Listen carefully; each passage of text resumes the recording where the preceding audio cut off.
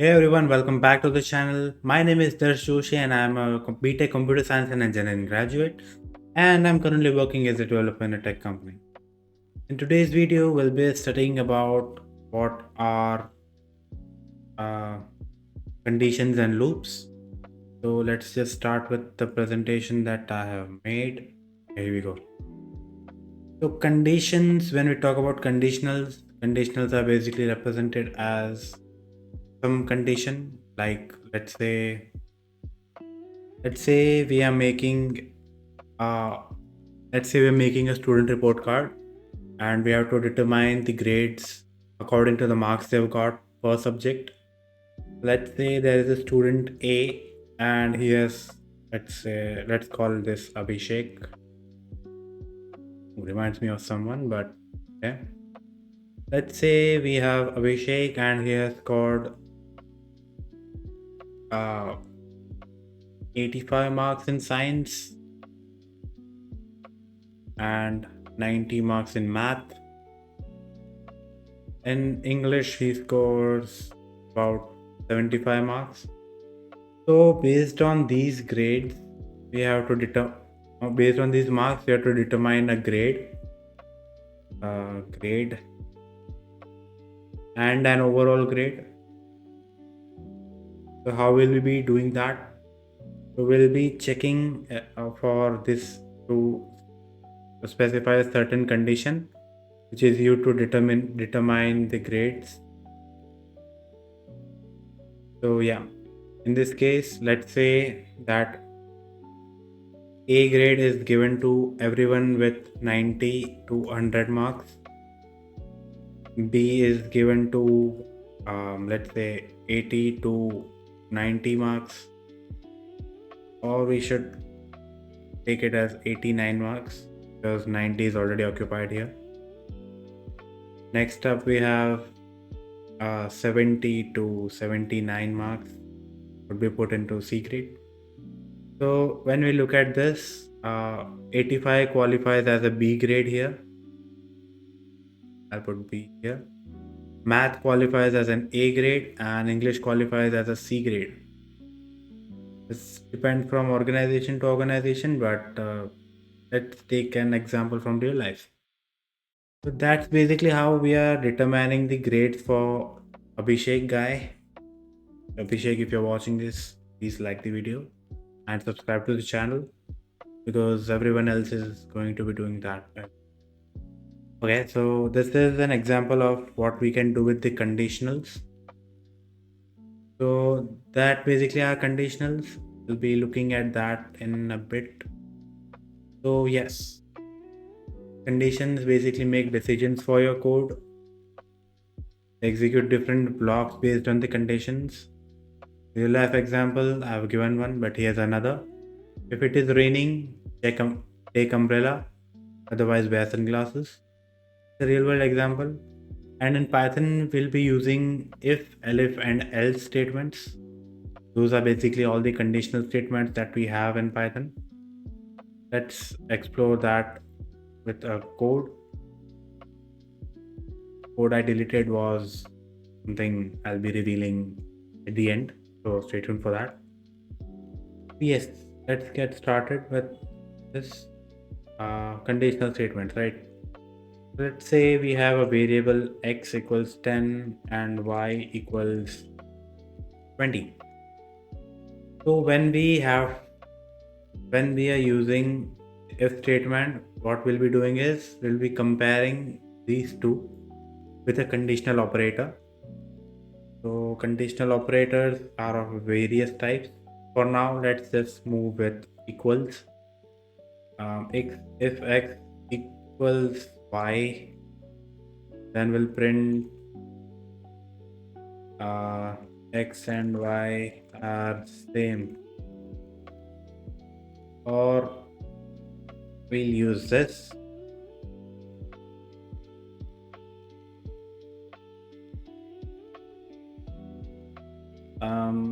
Let's do it this way so that I can also demonstrate the else statement here.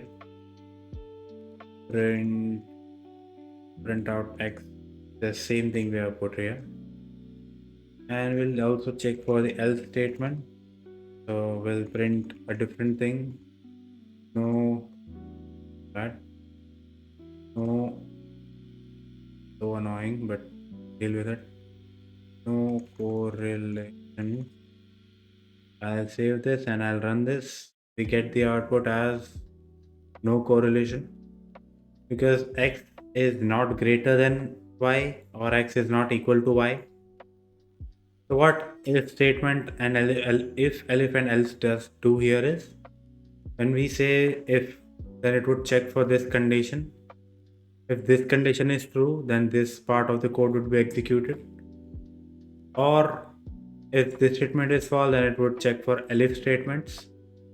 Then it would check for this condition and this part of the code would be executed if this condition is true.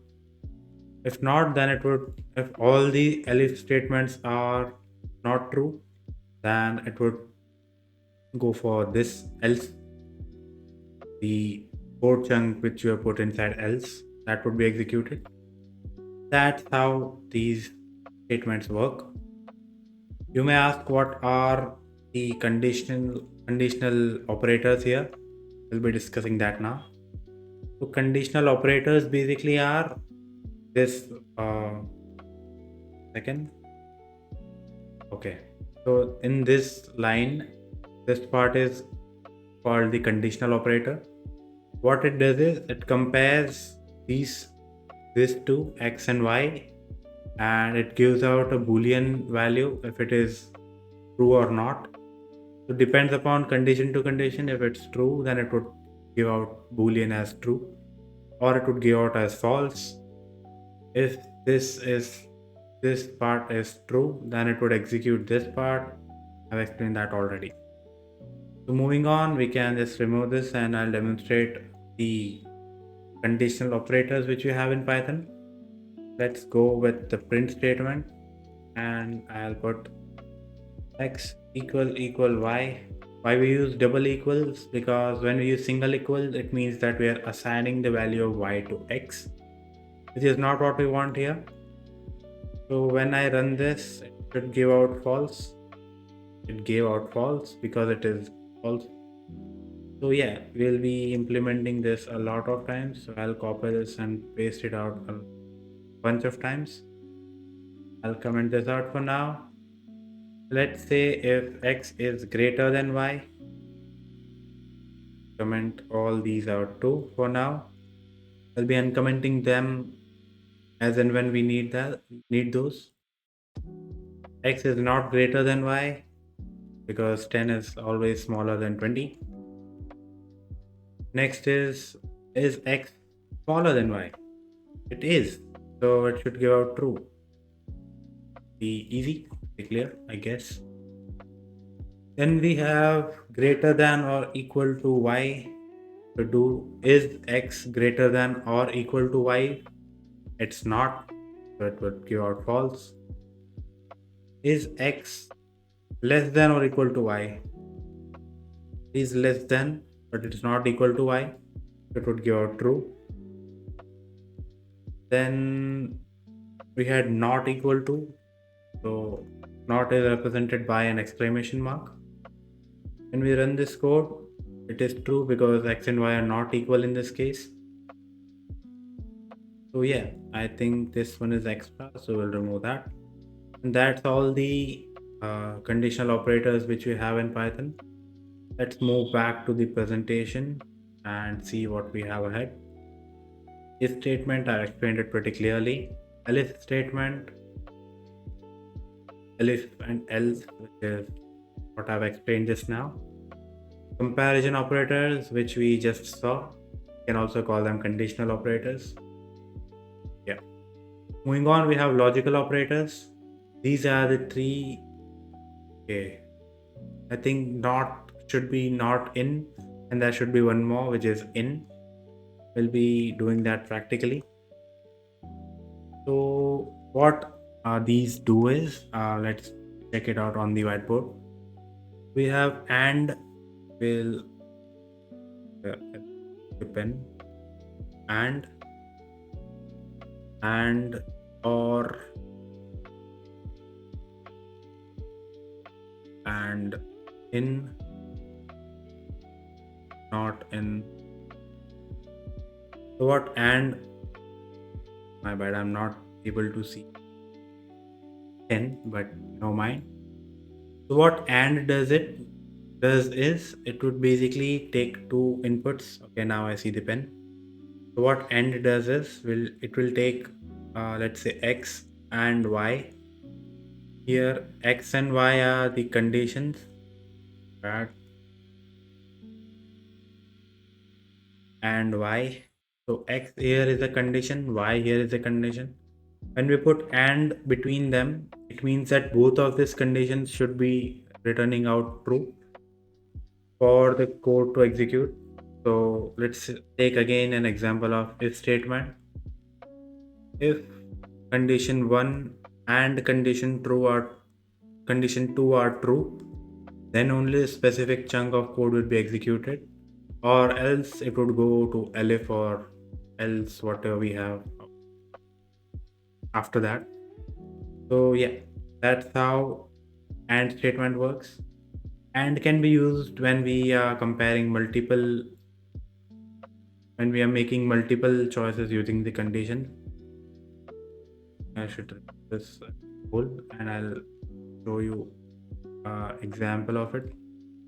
Let's say we are in a banking kind of thing, and we need to check if the person we are lending the money to is uh, certified to have the money or not. So how can we check that? So let's take an example. uh, is valid and equals true. We'll be taking this as true for now, because let's say the customer is valid for the loan.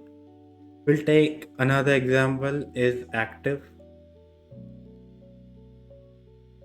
So these are basically variables. We've discussed that in the previous video. You can check that out.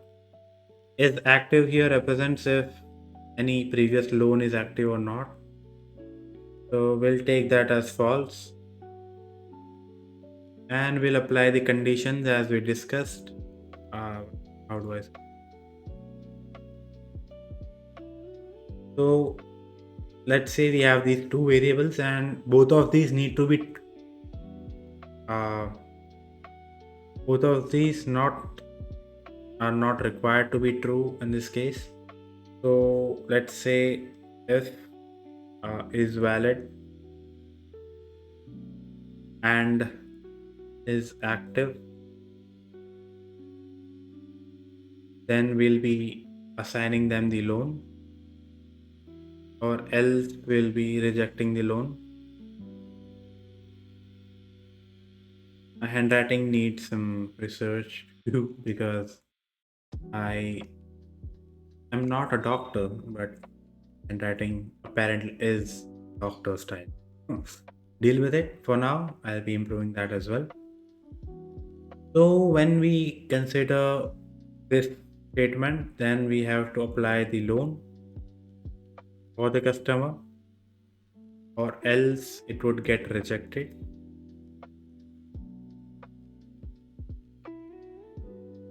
So yes, is this true in your opinion? You can comment this down, and yeah. So in my opinion, or we can say in how banks function, this is not the valid choice, because and would be resulting in comparing both these, and both of them should be true for us to get the loan for our business, or not the business, but whatever you're applying the loan for. So in this case, we'll be using the or operator. How or operator works, you may ask. So something like this: if is valid or is active. So what or does is, or would have to have only one of these conditions as true. If this is true and this is false, it would still be valid and it would execute this code. and give the loan to the customer. Or if this is true and this is not, it would still go for the same path. And if both of them are false, then that would be the only case where it goes to the else statement, or else it would play around in this only. So that's how basically or statement works. That's where we use the or statements. We have in and not in. So when we say in, that means, let's take an example of a list. List equals 5, 10, 15, 20, something like that. Or okay, we are moving in the territories of list or loops, say, but let's just keep it for the conditionals for now. If if 5 is in the list, then this part of the code would be executed, else it would move to this part. If I put not in, then if 5 is not inside the list, then only this part would be executed, or it will go to this part. Be clear? And if we think about it in a real life scenario, let's say we are searching for a person inside a list. We just clear this up real quick. So yeah, not getting deleted for some reason. Why? So let's say we have a list of teachers in a school. Let's call it T for now. It contains T1, T2, and T3. The school has only 3 teachers for now. So let's say there is another list called status. Means if these teachers are free or not. F for free, or we can say true for free, and false for not free and they are busy in a class. So when we are running this, let's say if we have to check for if the teacher is free or not, so we'll be taking this and we'll compare the index, this index, because they are mapped with an index. So if T1 in T, then we'll check for the status.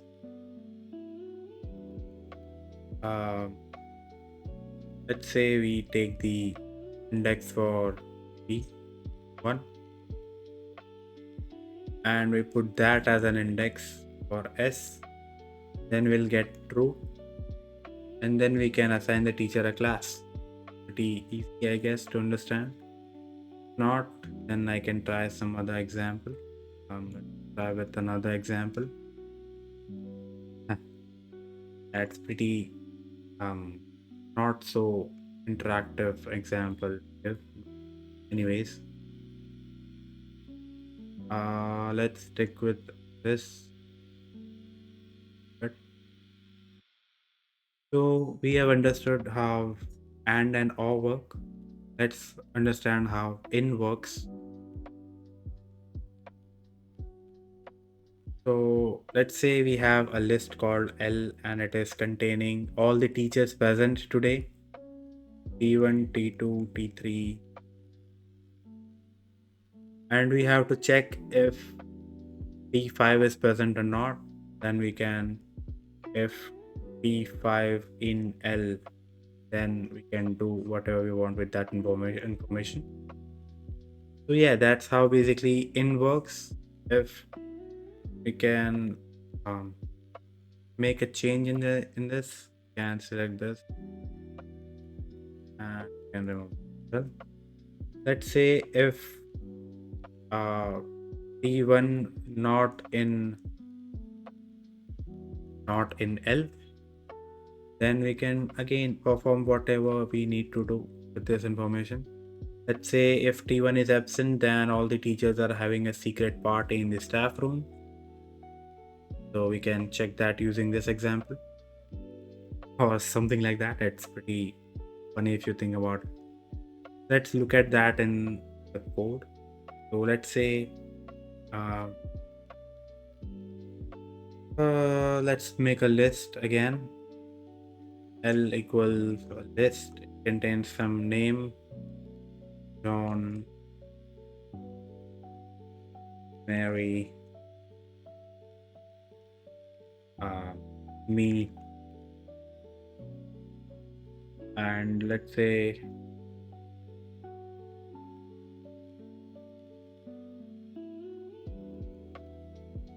let's also put Messi in there to make this situation a bit messy. So yeah, when we have this list and we want to check if Michael Jackson is inside the list, then we can do this. If Michael in L in L, then we'll put print.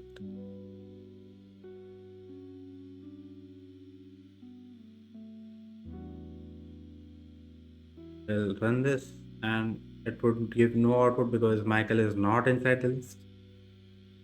Put this and this, we get the output because this condition is true. Next we'll be checking the and or thing. So let's take x equals 10, y equals 20, 20. Bad. If x equals 10 and y equal 20, then we can print out x and y. Else if we can go for x greater than y or y greater than x, then we can check for, okay, I think we should change it up something. Let's just for now, let's go with the flow. If x, let's change the values here. Just changing the values would be enough for now. Let's not go into comparison for now. And this equals 10, then it would print out this.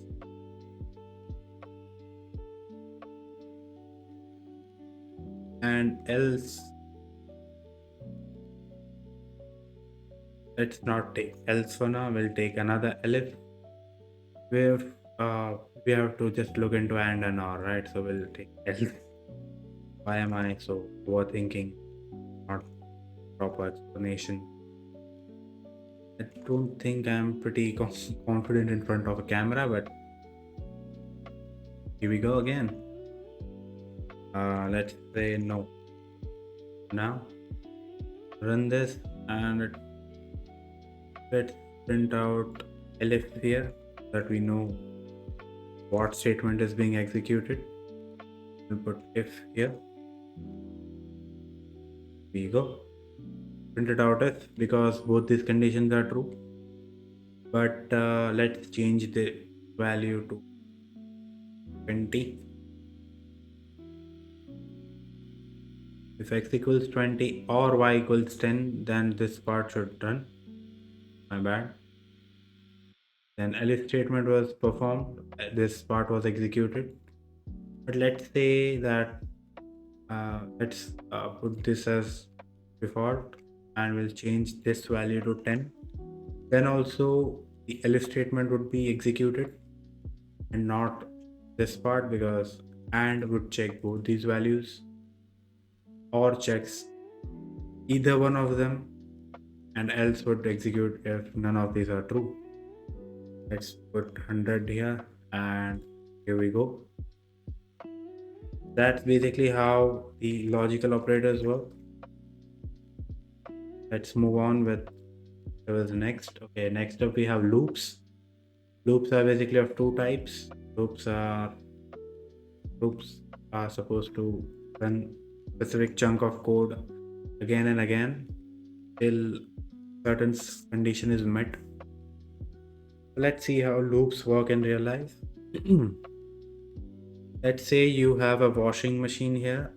I'll talk and call it washing machine. Call it washing machine. Has some clothes inside it, a bunch of clothes. What you have to do is you have to dry them on the line. What you'll do, this is you by the way, and yes, happy learning Python here. So what you'll have to do is you'll check inside the machine if clothes are there, and you'll take the clothes to the line, hang them, dry them. You'll come back to drying them, and we'll do this part again till the machine is empty. And while the machine is not empty, we'll be doing this action again and again. So yes, that's basically how loops work. In Python, we have two types of loops, which is a while loop and a for loop.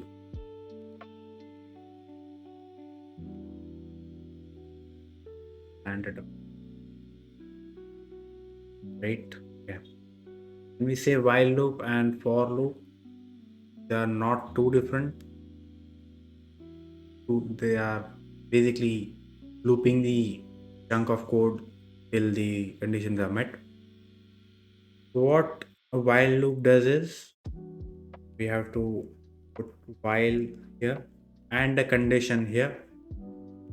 While this specific condition would be true, then this loop would run again and again and would end when this condition is somehow falsified.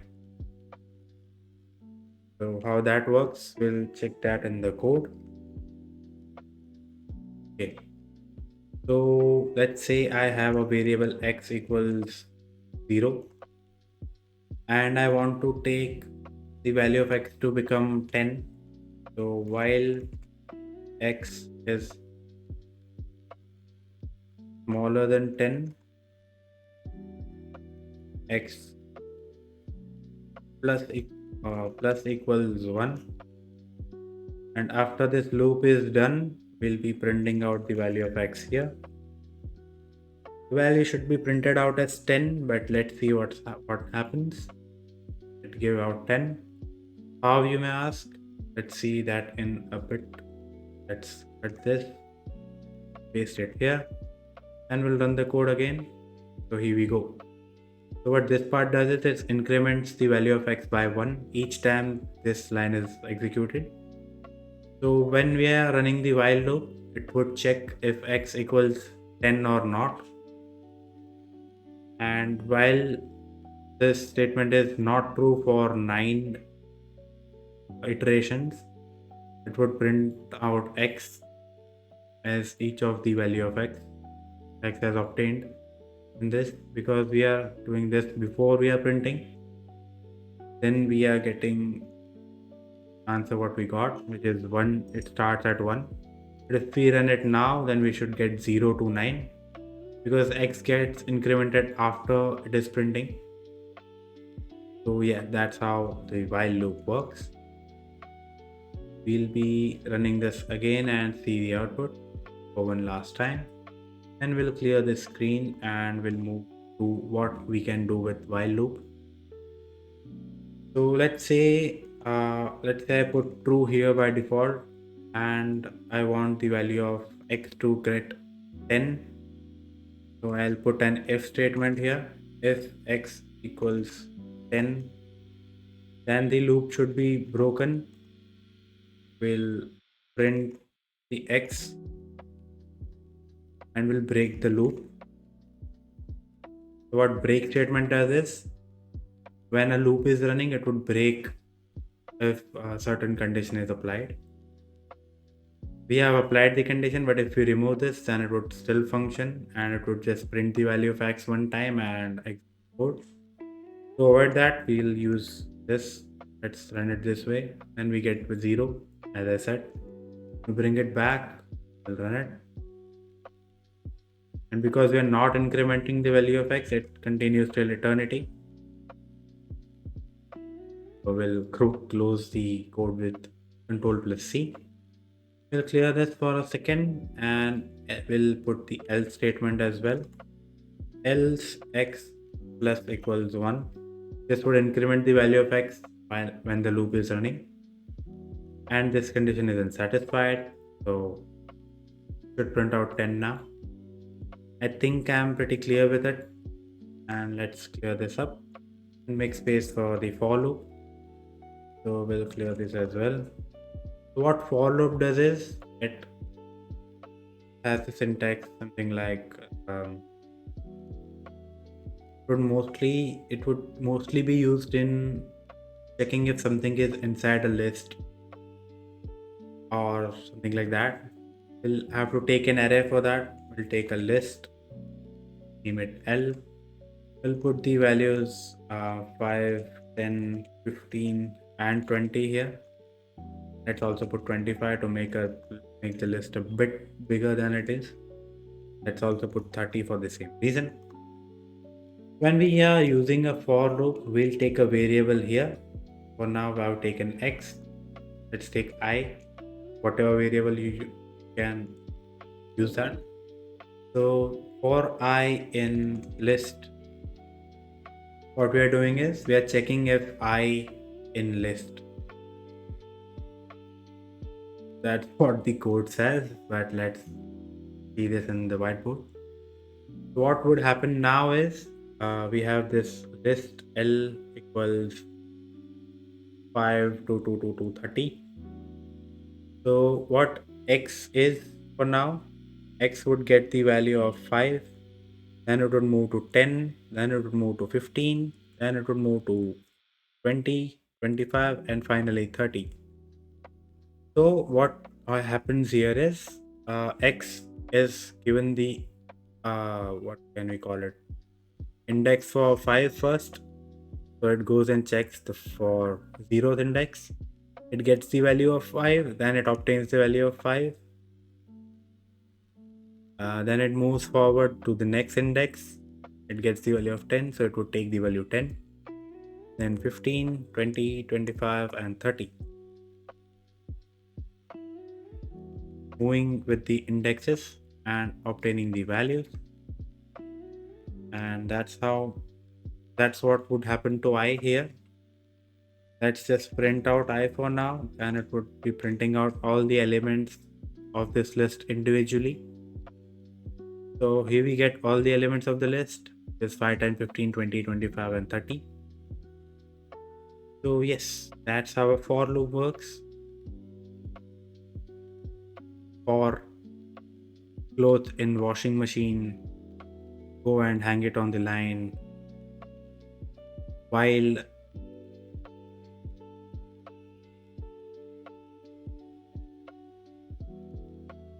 pull out the while loop. While washing machine has clothes, hang it in the line, else go sit on the sofa and watch TV. Whatever you want, whatever fits your ideology. But yeah, that's basically how the loops work. And that's almost everything I had to cover in this video. So we'll be moving forward with the code challenge. And at the end, we'll also be checking out one reply that I got on the last video for the code challenge. The code challenge for this video is build a basic calculator which asks the user to choose an operation, one of these operations, then take two numbers as input and perform the calculation using the conditionals and loops. Allow repeating the process till the user chooses to exit. Pretty easy from what we have learned in the video. So let's check out what comment we received from the last video. This video is already open somehow, and we'll check. This was the comment I was talking about in the starting of the video. So let's copy this and we'll put it inside our VS Code. And here we go. So Moonwalker Gamer 10 has submitted this. Shout out to Moonwalker Gamer. Yeah, this is giving a huge error line here, and to debug it, we'll be checking. Okay, fixes this. What was the error? The error was with the quotation marks. Moonwalker Gamer 10 has used different quotation marks here. Like for the starting, it is using single quotation, and for ending the string, it is using double quotations. So that's what the error is. Not too complex, but there are three types of quotations in Python, which is single, double, and triple as well. Single and double have the same function, and for triple, it is for multi-line string. That's how the triple quotes work. So yeah, that's something you need to keep in mind, Moonwalker Gamer. Then, so when we let's run this.